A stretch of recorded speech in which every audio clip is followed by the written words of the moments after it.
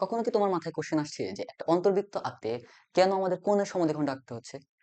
So আজকের ক্লাসটা করার পর তোমার এই ডাউট আর কখনো থাকবে না। সো চলো সময় নষ্ট না করে এই টপিকটা শুরু করি।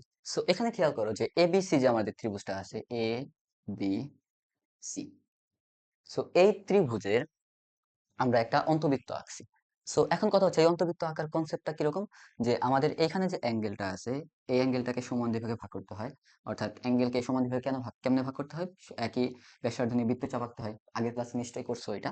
সো দেন আমরা কি করি, এখানে এই দুটা পয়েন্ট অ্যাড করে দিয়ে আমরা সমদ্বিখণ্ডক আঁকি কোণের। দেন আমরা সি পয়েন্টে যে অ্যাঙ্গেলটা আছে, সো এই কোণটাকেও সমদ্বিখণ্ডিত করি। দেন এই পয়েন্টটা যোগ করে দিই। তো এইখানে যে পয়েন্টে সেট করে ওটাকে আমরা কি বলি, কেন্দ্র বলি, তাই না? কিন্তু আমার কনসেপ্টটা হচ্ছে, আমার কোশ্চেনটা হচ্ছে যে আমরা লম্ব সমদ্বিখণ্ডক, সরি, আমরা কোণের সমদ্বিখণ্ডক কেন আঁকলাম? কোণের সমদ্বিখণ্ডক যে দুইটা যে পয়েন্টে সেট করলো ওইটাকে কেন কেন্দ্র বললাম? সো এই বিষয়টা জানার জন্য আমাদের বৃত্তের খুবই সিম্পল একটা কনসেপ্ট জানতে হবে। খেয়াল করো, এটা ধরো আমাদের একটা বৃত্ত। সো এই বৃত্তের বাইরের যে কোনো একটা পয়েন্ট মনে করো এটা। সো এই পয়েন্ট থেকে আমরা কয়টা স্পর্শক আঁকতে পারি? বৃত্তের বহিস্থ পয়েন্ট থেকে দুইটা স্পর্শক আঁকা যায়। সো আমরা দুইটা স্পর্শক টানলাম, ধরো এটা হচ্ছে আমাদের বাইরের পয়েন্ট পি পয়েন্ট, আর এটা একটা স্পর্শক পি এ, আর একটা স্পর্শক হচ্ছে পিবি। সো এই দুইটা স্পর্শক আমার এখানে একটা অ্যাঙ্গেল তৈরি করছে নিশ্চয়ই। সো এখানে কেন্দ্র পয়েন্ট আছে, কেন্দ্র হচ্ছে মনে করো ও।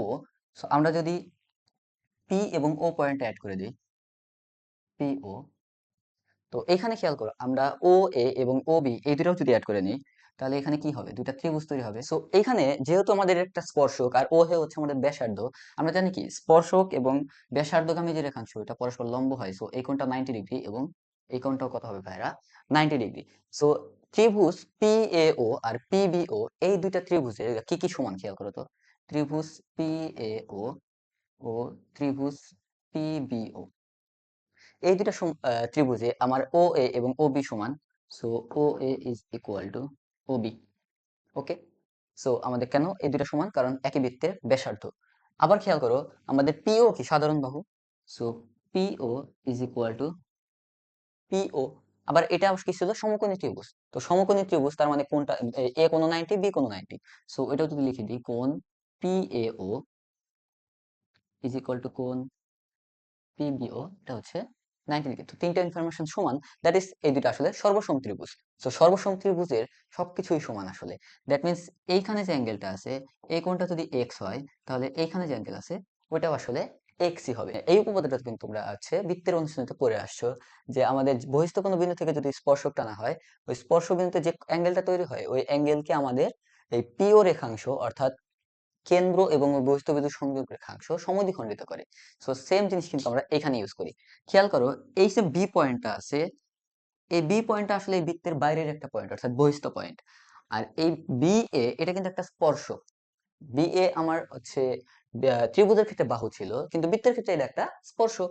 আবার বিসি যে এটাও আমাদের ত্রিভুজের বাহু ছিল, কিন্তু বৃত্তের এটা কি, স্পর্শক। সো তার মানে বি পয়েন্ট থেকে আসলে দুইটা স্পর্শক চলে গেছে, একটা হচ্ছে বি এ আর একটা হচ্ছে বিসি। সো একটা পয়েন্ট থেকে যদি আর স্পর্শক চলে গেলে, সো ওই কোণের সমদ্বিখণ্ডকের উপর কেন্দ্র থাকে। খেয়াল করো, এই বিও, এই সরি পিও, পিও বাহুর উপর আমার কেন্দ্র ছিল না।